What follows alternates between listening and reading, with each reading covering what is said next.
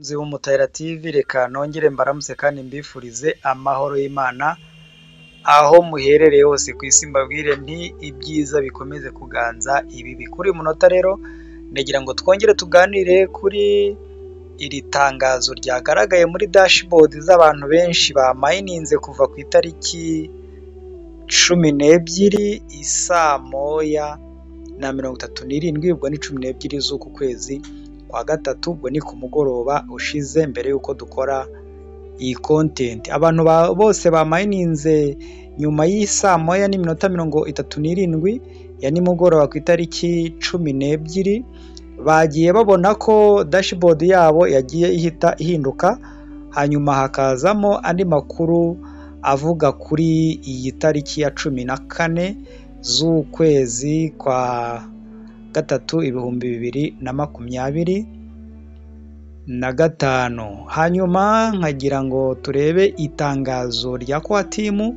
wenda mu magambo makeya turasoma twa tundi dusanga ahangaha muri dashboard, ariko ndaza gushyira muri description ibigendanye na read more kugira ngo uze gusoma byose uko bari gutanga amakuru yose uko yakabaye. Ndaza kuyagushyirira muri description, hanyuma winjiremo uyasome yose uko yakabaye. Niba ngombwa ndayishyira no muri comment, ariko yose uyasome, niyo makuru agendanye n'ibizaba kuri iyi tariki ya 14 z'ukwezi kwa gatatu 2025, ariyo Pi Day izaba.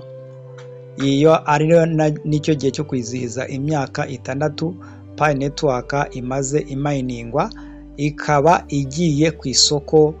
By'umwihariko tukaba tugiye gusoma iri tangazo, twarishyize muri translator turishyira mu Kinyarwanda kugira ngo turebe icyo rishaka kutubwira muri aka kanya. Reka rero dusome. Baratubwira ko ni itangazo ni rya Pi Core Team, bakatubwira ko ari igihe ryagereyemo ni Werurwe itariki 12 isaa 1:37 PM. Ubwo ni ukuvuga nawe urabyumva, abantu bamayininze nyuma y'izo saha bose dashboard zabo zahitaga zihinduka. Niba kuva icyo gihe wowe utarangera ku mayininga, birumvikana ntabwo dashboard yawe irahinduka, ariko isaha n'isaha wongera ku mayininga biraza guhita nawe bihinduka, hazemo iyo dashboard ikubwira iryo tangazo. Hanyuma bakatubwira ngo mu gihe umunsi wa Pi tariki 14 Werurwe 2025 wegereje, Pi iratangaza bwa mbere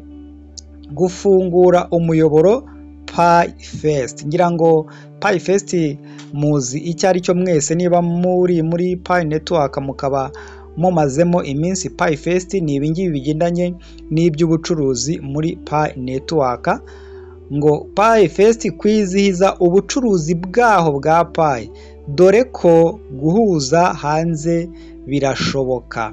Ahangaha iyo ugiye mu Cyongereza nibwo ubisobanukirwa neza, kuko Ikinyarwanda cyacu gikennye ku magambo, ariko bakakubwira ngo dore ko noneho guhuza umuyoboro hanze, ndetse ubwo n'abandi ba pioneer bagiye batandukanye byambukiranya umupaka, bya bindi by'ubucuruzi bwambukiranya umupaka noneho birashoboka. Bakakubwira ngo abacuruzi barashobora gutangira kwandikisha ubucuruzi bwabo ubu, kandi kugura Pi Fest bizatangira ku munsi wa Pi.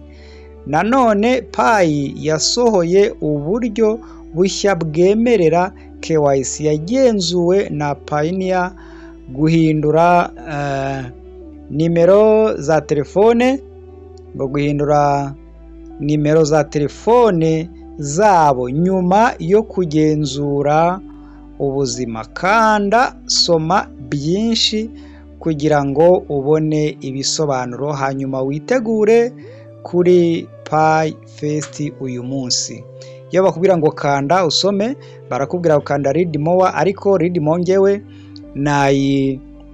kwishyire muri translator yose uko yakabaye noneho, hanyuma ngiye kuyishyira hano muri description, hanyuma uze kugenda ujye muri description urebe read more, urebe igihe ubucuruzi bwa nyabwo buzatangirira, urebe amategeko n'amabwiriza, urebe icyo bisaba, urebe buri kimwe cyose biri mu rurimi rw'ikinyarwanda. Ntuze kugira ubunebwe, uze kugenda urebemo, hanyuma nawe umenye amakuru yose y'amashirakinyoma ku bigendanye n'iri tangazo baduhaye n'uyu munsi wa PayFest. Umenye buri kimwe cyose, umenye igihe ubucuruzi bwa nyabwo buzatangira, umenye niba kugurisha Pay cyangwa se kugira gute kuri Pay byemewe. Aho urahasanga amakuru yose agendanye na Pay Network, urahasanga ibigendanye n'itariki 21 z'uku kwezi kwa gatatu, kuko nayo bayivuzeho. Urahaza kuhabonera ikizakorwa kuri uwo munsi, uraza kumenya ibintu bigiye bitandukanye. Baraza kukubwira uko abafite akaunti ebyiri atari byiza, bagomba kuba bafite konte imwe, ko buri muntu wese muri Pay Network agomba kuba afite akaunti imwe yonyine ya Pay Network. Baraza kukubwira ibigendanye n'ubu bucuruzi ndetse n'ibindi bintu bigiye bitandukanye. Muri Ridmo nagukoreye uburyo bwo kuyigushyirira muri translator, iratranslatinze mu kinyarwanda, hanyuma uraza kubonamo ibintu byinshi bigiye bitandukanye nawe bishobora kugira umumaro.